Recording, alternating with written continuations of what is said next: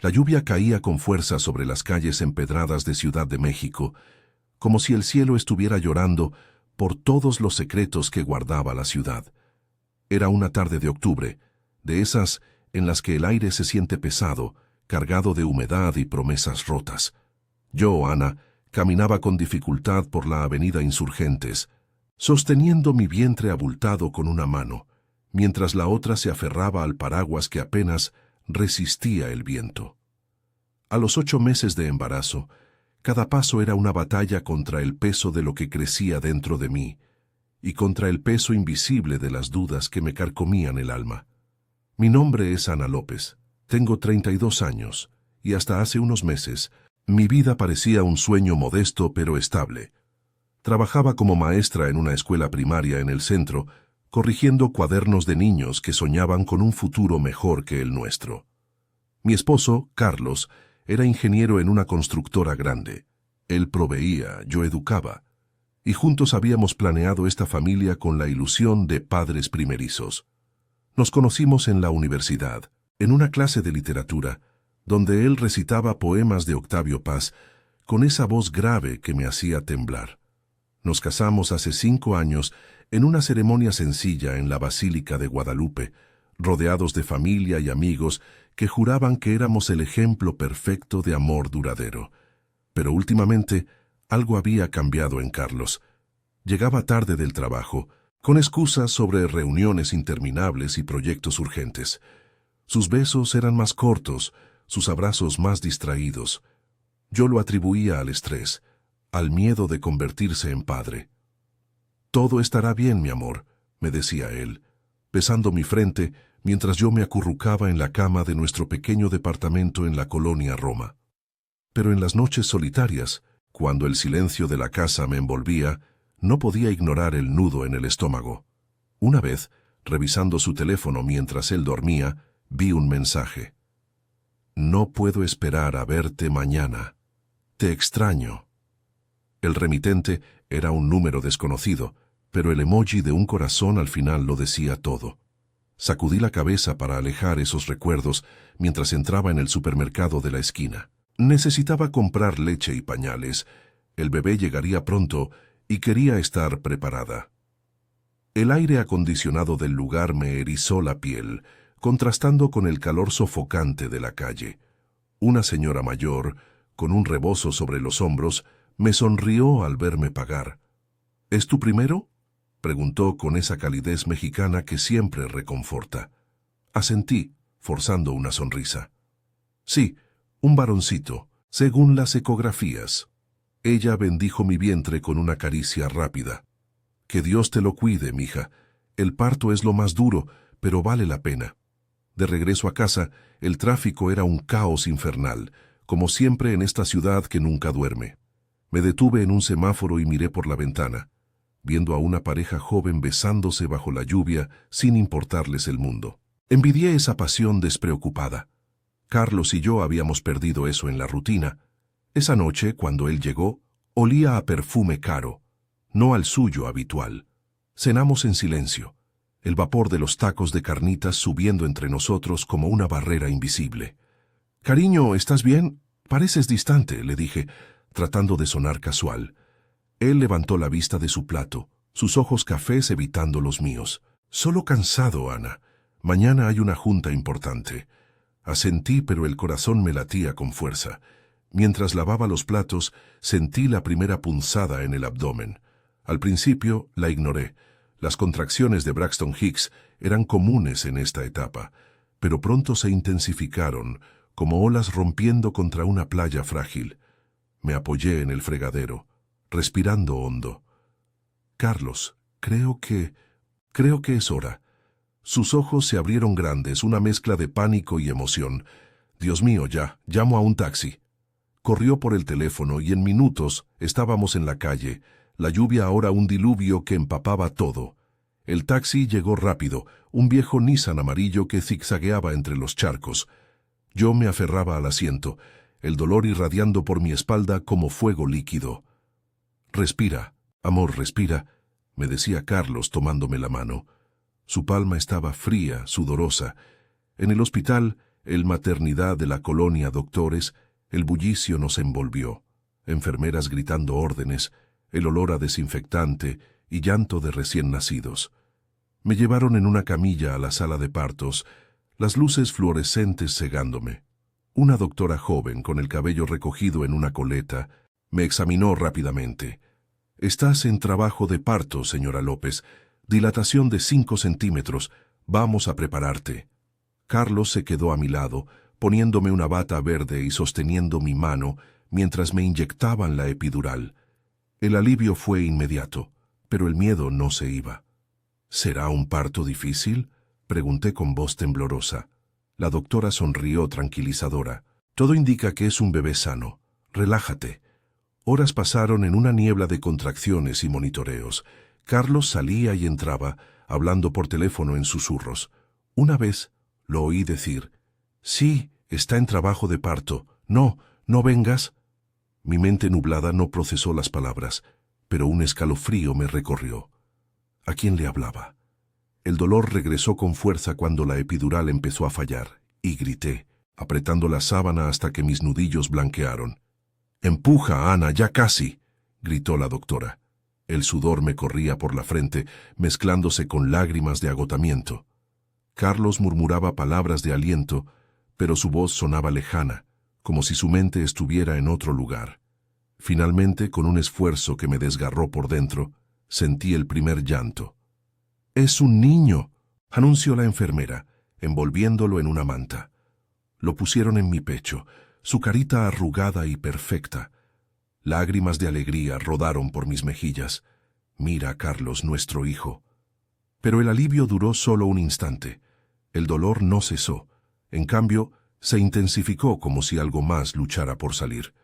La doctora frunció el ceño revisando el monitor. «Un momento. Hay otra contracción fuerte». «Ana, ¿sentiste algo más en las ecografías?». Sacudí la cabeza confundida. «¿Qué? No, solo uno». El pánico se instaló en la habitación. Carlos palideció, aferrándose a la pared.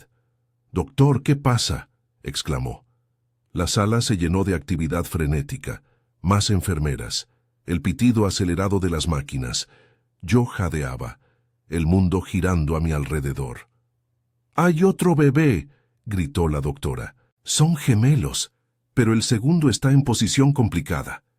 El corazón me martilleaba en el pecho. Gemelos, 2 vidas en lugar de una.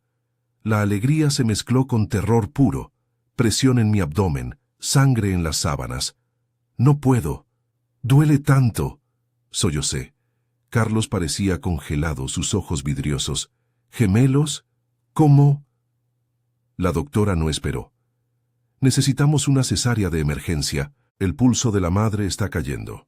Me inyectaron algo y el techo se volvió borroso. Voces lejanas, el bip bip de los monitores acelerándose. Sentí un frío mortal extenderse por mis venas. «Carlos, cuídalos», murmuré antes de que la oscuridad me tragara. En ese momento, mientras mi cuerpo se rendía al cansancio y la hemorragia, no sabía que mi mundo estaba a punto de desmoronarse de formas que ni en mis peores pesadillas había imaginado. La oscuridad me envolvió como un manto pesado, un vacío donde el dolor se disipaba en un zumbido lejano. No sentía mi cuerpo, solo un frío que se extendía desde el pecho hacia las extremidades, como si el invierno de la Sierra Tarahumara hubiera invadido la sala de operaciones. Voces amortiguadas flotaban a mi alrededor. «Presión bajando, sangrado interno, preparen transfusiones». El pitido de los monitores se aceleraba, un ritmo errático que marcaba el filo entre la vida y la muerte. En mi mente nublada, flashes de recuerdos, la boda en la basílica, el aroma de las flores de cempasúchil en Día de Muertos, el rostro de Carlos sonriendo en nuestra luna de miel en Cancún. ¿Era esto el fin? ¿Dejaría a mi hijo, no, a mis hijos, sin madre? En la sala de espera del hospital, Carlos caminaba de un lado a otro, el linóleo desgastado crujiendo bajo sus zapatos. El lugar era un caos controlado, madres exhaustas con bebés en brazos, familiares murmurando oraciones a la Virgen de Guadalupe, el olor a café quemado del carrito de la esquina filtrándose desde el pasillo. Su teléfono vibró en el bolsillo. y lo sacó con manos temblorosas. El nombre en la pantalla: Laura.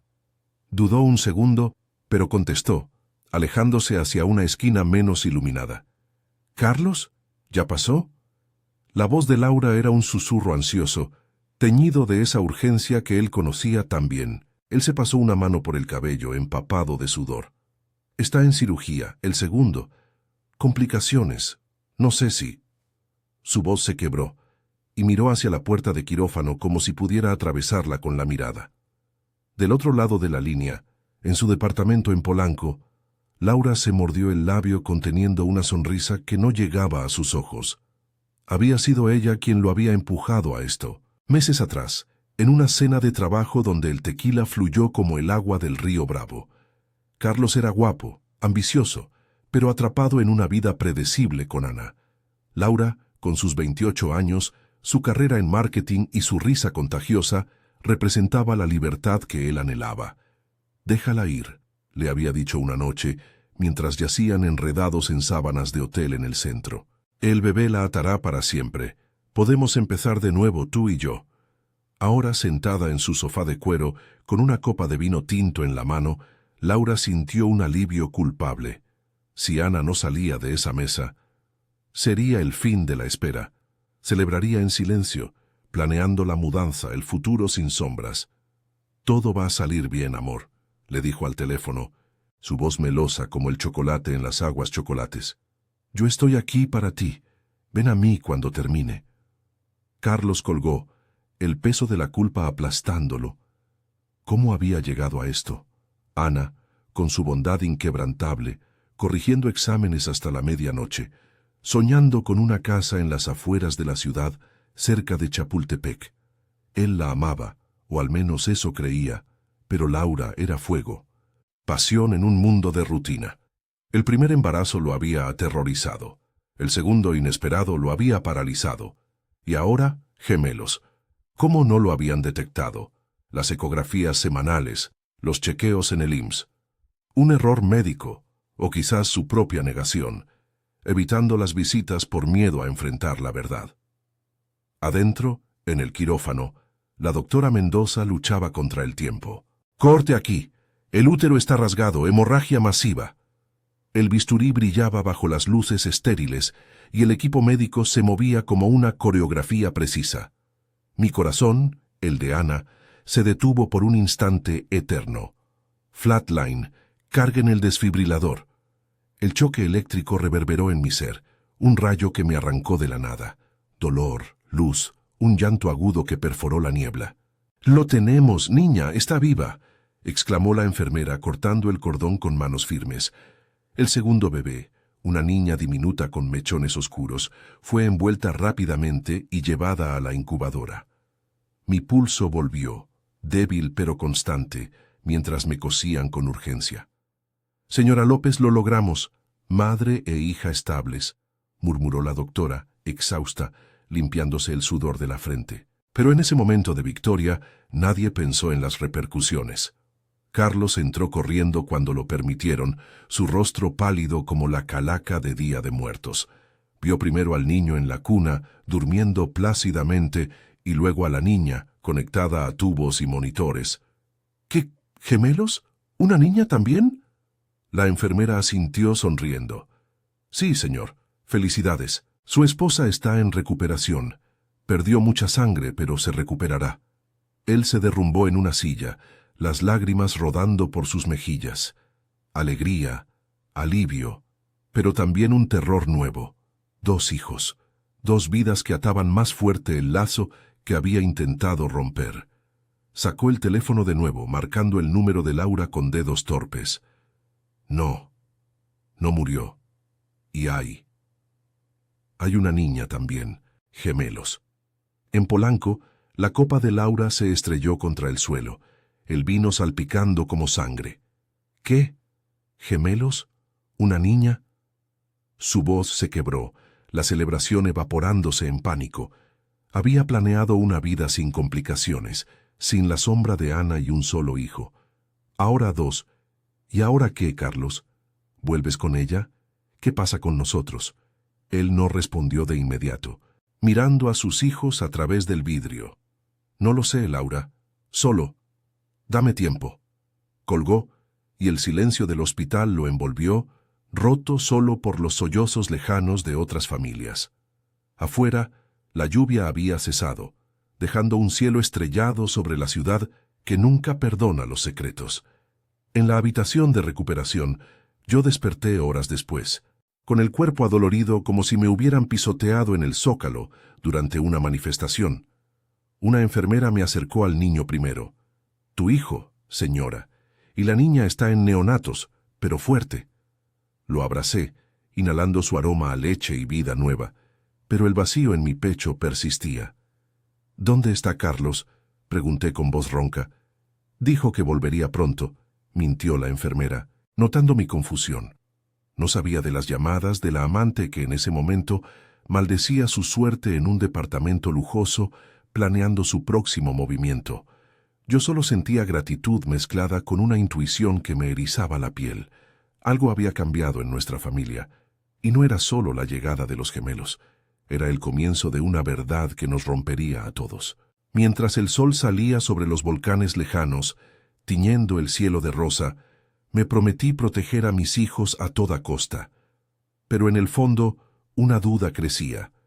¿Podría Carlos hacer lo mismo, o su corazón ya pertenecía a otro lugar? Los días siguientes en el hospital se convirtieron en una niebla de analgésicos y visitas intermitentes, donde el tiempo se estiraba como el tráfico en la hora pico de Reforma. Mi habitación en el maternidad de doctores era un cubículo estrecho con paredes pintadas de un azul desvaído, el zumbido constante de los ventiladores luchando contra el calor pegajoso que se colaba por la ventana entreabierta. Afuera, el sol de noviembre quemaba el asfalto y el bullicio de la ciudad, claxones, vendedores ambulantes gritando «¡Elotes, tlacoyos!», se filtraba como un recordatorio de que la vida seguía su curso caótico, ajena a mi dolor. Me habían dado el alta parcial. El niño, al que bautizamos provisionalmente como Mateo, dormía en una cuna junto a mi cama, su respiración rítmica un bálsamo para mis nervios destrozados. La niña, Isabella, permanecía en neonatos, conectada a monitores que vigilaban su fragilidad. «Es prematura por unas semanas, pero fuerte como su mamá», me dijo la pediatra, una mujer de 50, con acento chilango marcado y ojos cansados por turnos interminables. Cada visita a la nursery era un ritual. Me ponían a Isabela en brazos a través del vidrio, su piel rosada y suave contra la mía, y yo le cantaba bajito una ranchera que mi abuela me enseñaba de niña, «Cielito lindo», para que supiera que no estaba sola. Carlos aparecía y desaparecía como una sombra. Las primeras horas después del parto, se quedó a mi lado, sosteniendo mi mano mientras yo deliraba con fiebre. «Lo siento, Ana, lo siento tanto», murmuraba, besando mi frente con labios que temblaban. Sus ojos, inyectados en sangre, contaban una historia que no quería oír. Culpa no solo por el parto, sino por algo más profundo, como un pozo negro en su alma. Me trajo flores de la tiendita del hospital, margaritas amarillas que olían a tierra húmeda después de la lluvia, y jugo de tamarindo para combatir el sabor metálico de la sangre en mi boca. Pero pronto, las excusas llegaron. «Tengo que ir a la oficina. Hay un proyecto que no espera». O «voy a casa por ropa limpia». Cada vez que se iba, el vacío en la habitación se hacía más grande, y yo me aferraba a Mateo, inhalando su olor a talco y esperanza. Una tarde, mientras el sol ponía el cielo en tonos naranjas sobre el skyline de edificios irregulares, mi hermana mayor, Rosa, llegó con una bolsa de antojitos del mercado de Coyoacán. Tenía 35 años, viuda desde que un accidente en la carretera a Puebla se llevó a su esposo, y su presencia era como un ancla en la tormenta. «Mira nada más estos chiquitines», dijo, arrullando a Mateo con esa ternura ruda que solo las hermanas mexicanas saben desplegar. Se sentó en la silla de vinilo, pelando un elote asado con maestría. «¿Y Carlos no ha venido hoy?». Sacudí la cabeza fingiendo una sonrisa. «Está ocupado, ya sabes cómo es el trabajo». Pero Rosa no era tonta. Sus ojos, idénticos a los míos, escrutaron mi rostro. Ana, mija, no me vengas con cuentos. Te conozco desde que eras una chamaca correteando en el patio de la abuela en Xochimilco. Ese hombre trae algo raro. ¿Desde cuándo llega oliendo a perfume de mujer? El nudo en mi garganta se apretó. Recordé las noches previas al parto, los mensajes borrosos en su teléfono, el modo en que evitaba mis ojos durante la cena. Es el estrés, Rosa. Los gemelos lo tomaron por sorpresa.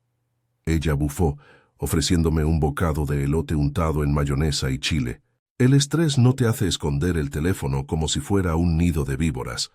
Habla con él antes de que sea tarde, por estos angelitos. Sus palabras se clavaron como espinas de nopal. Esa noche, cuando Carlos regresó al anochecer, con bolsas de supermercado llenas de pañales y fórmula, lo confronté. La habitación estaba iluminada solo por la lámpara de noche, proyectando sombras largas en las paredes. Mateo dormía, e Isabela acababa de ser traída para una visita breve.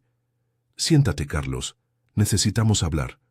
Él se dejó caer en la silla, frotándose las sienes. «Ana, estoy exhausto. El doctor dijo que estás mejorando, ¿verdad? Mañana traigo a la familia». Su voz era un hilo tenso, como el cable de un trolebús a punto de romperse. «¿A quién llamabas en el pasillo durante el parto? Oí tu voz, no vengas». Las palabras salieron roncas, cargadas de meses de sospechas acumuladas como el smog sobre la ciudad. Palideció, sus manos temblando al sacar el teléfono del bolsillo. Era un compañero de trabajo nada importante, pero sus ojos lo traicionaban, desviándose hacia la puerta como si esperara una salvación. Me incorporé en la cama, ignorando el tirón en las suturas de la cesárea. «No me mientas, Carlos. Olías a perfume, llegabas tarde, y ahora esto.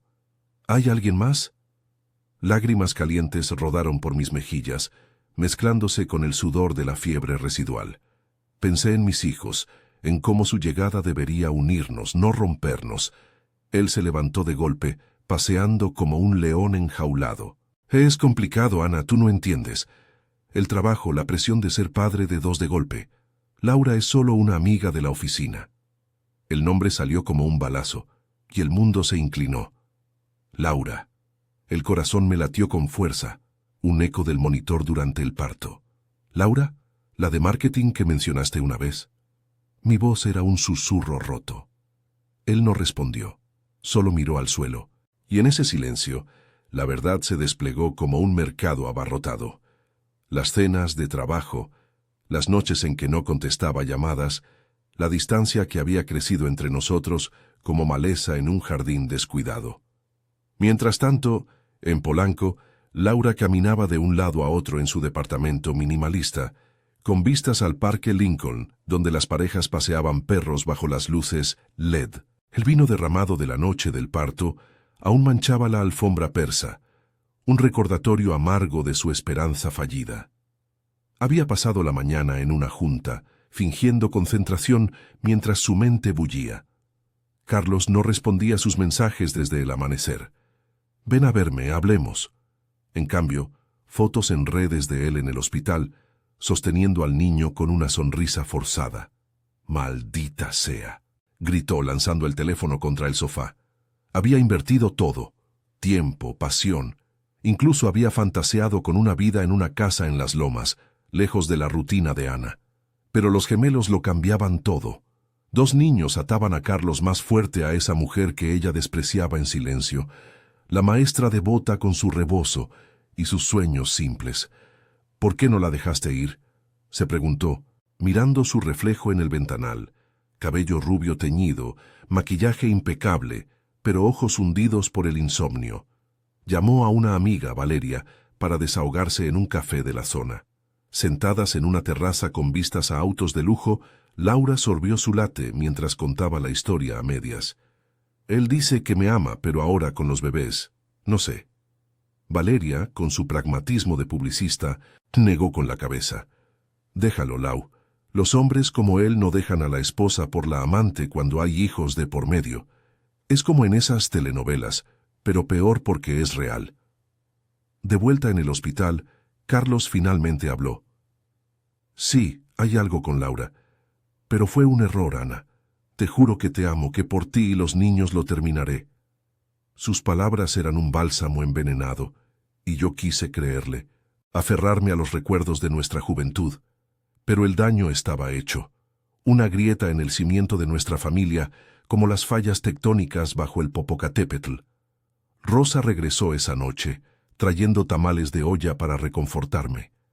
Sea lo que sea, lo superarás, hermana. Eres más fuerte que un terremoto. Me abrazó, y por primera vez desde el parto sentí un atisbo de fuerza propia. Protegería a Mateo e Isabela, no solo de los peligros del mundo, sino de un padre dividido. Pero mientras la noche caía sobre la ciudad, con sirenas lejanas y el aroma a smog, supe que la batalla apenas comenzaba. Laura no se rendiría fácilmente, y Carlos, atrapado en su red, podría arrastrarnos a todos al abismo. Las semanas siguientes se convirtieron en un torbellino de noches en vela y días que se fundían bajo el sol implacable de diciembre, cuando la ciudad se preparaba para las posadas con luces parpadeantes en las calles de la colonia Roma. Nuestro departamento, un nido modesto con paredes adornadas de fotos de viajes a Taxco y el mar de Veracruz, ahora rebosaba de pañales apilados en la sala y cunas improvisadas junto a la cama matrimonial. Mateo e Isabela habían regresado a casa, sus llantos sincronizados como un dueto improvisado que llenaba el aire de urgencia y ternura. Yo, Ana, me movía con lentitud, el cuerpo aún marcado por las cicatrices del parto, una línea rosada en el abdomen que picaba al vestirme y un cansancio que se adhería a los huesos como el polvo del desierto de Sonora. Carlos se esforzaba, o al menos eso parecía. Llegaba temprano del trabajo, con bolsas de la taquería de la esquina, tacos al pastor con piña jugosa que chorreaba salsa, y se turnaba para cambiar pañales o calentar biberones de leche tibia. «Mira cómo crecen, Ana. Son perfectos», decía, acunando a Isabela con una delicadeza que contrastaba con su confusión interna. Pero yo veía las grietas, sus ojos desviándose al teléfono cada media hora, el modo en que se ponía tenso cuando sonaba una notificación. Laura no había desaparecido. Sus mensajes eran como fantasmas en la red, tentándolo con promesas de una vida sin responsabilidades. Una mañana de sábado, mientras el aroma a café de olla se filtraba desde la cocina y el tráfico de insurgentes rugía abajo, decidí que no podía seguir fingiendo. Rosa había insistido en quedarse unos días, durmiendo en el sofá con una cobija de lana tejida en Oaxaca. «No lo dejes solo con los niños, pero cuídate tú primero», me dijo la noche anterior mientras compartíamos un chocolate caliente en la terraza, viendo cómo las luces de la Ciudad de México parpadeaban como estrellas caídas. Su apoyo era mi escudo, recordándome las tardes de infancia en el mercado de Xochimilco, donde juntas vendíamos flores y soñábamos con escapar de la pobreza. «Carlos, siéntate. No más excusas», le dije esa mañana con los gemelos dormidos en sus cunas. Él dejó la taza de café en la mesa de madera astillada, su rostro endureciéndose como el adobe bajo la lluvia. «Ana, ya hablamos de esto. Lo de Laura terminó. Bloqueé su número». Mentira. Lo sabía porque anoche, mientras él dormía, revisé su teléfono. Un acto que me avergonzaba, pero la maternidad me había vuelto feroz como una loba. Mensajes recientes. «No puedes ignorarme para siempre. Ven a Polanco. Hablemos como adultos». Mi estómago se revolvió. Un eco del dolor del parto. «Entonces, ¿por qué sigue escribiendo? ¿Por qué no le dijiste la verdad, que tienes una familia, 2 hijos que dependen de ti?» Él se levantó, paseando por la sala angosta, tropezando con un juguete de madera que había comprado en el tianguis. «Porque es complicado. Ella no acepta un no. Dice que me ama, que podemos criar a los niños juntos, pero...» «Dios, Ana, ¿qué quieres que haga? ¿Que la confronte y arme un escándalo?» «Sí, exacto eso», grité, mi voz rompiéndose como cristal en el piso de azulejos.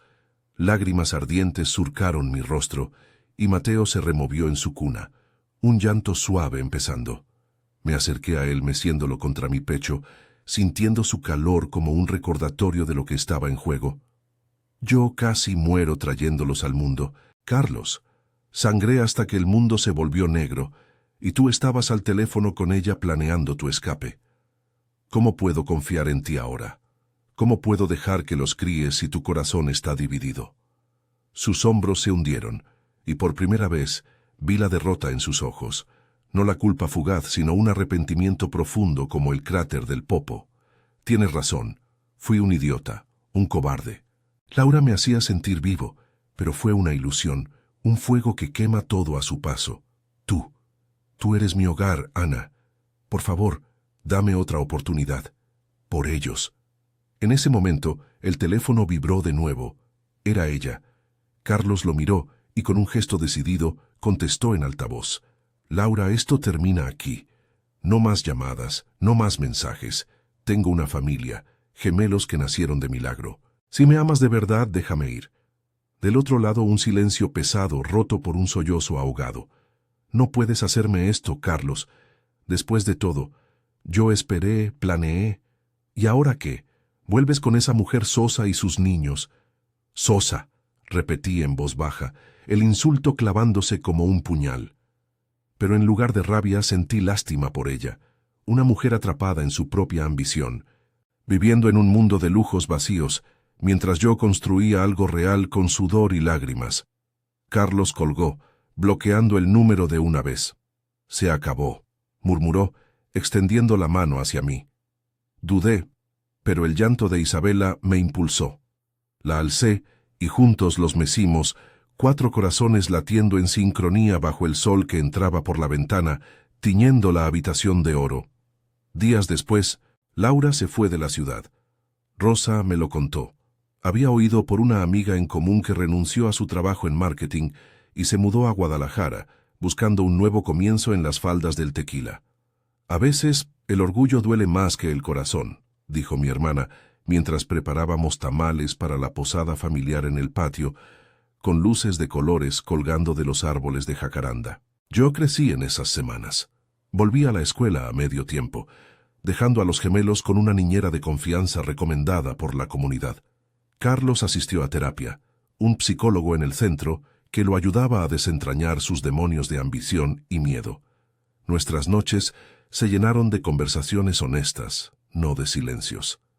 Gracias por no rendirte conmigo, me dijo una noche, mientras veíamos las estrellas desde el balcón, el humo de los fuegos artificiales de una fiesta lejana, elevándose como oraciones. No fue fácil. Hubo días de dudas, cuando el aroma a perfume ajeno parecía flotar en su ropa, o cuando yo me despertaba sudando por pesadillas del parto. Pero el apoyo de Rosa, las risas de Mateo gateando por el piso, los ojos curiosos de Isabela, tan parecidos a los míos, me fortalecieron. Aprendí que el amor no es perfecto, como esta ciudad caótica con sus temblores y su smog, sino resiliente, como las raíces de un ahuehuete que se clavan en la tierra árida. Un año después, en una cena familiar en la Basílica durante la Virgen de Guadalupe, Carlos y yo renovamos nuestros votos en privado, con los gemelos en brazos. La multitud cantaba las mañanitas y por primera vez en mucho tiempo sentí paz. Habíamos superado la traición, la muerte rozando nuestras vidas y emergido más unidos. La amante se había convertido en un capítulo cerrado, un recordatorio de que las segundas oportunidades se ganan con esfuerzo, no con promesas vacías. Y en el corazón de México, donde los secretos brotan como fuentes en el Zócalo, nuestra familia floreció, un testimonio vivo de que el verdadero milagro es la redención humana.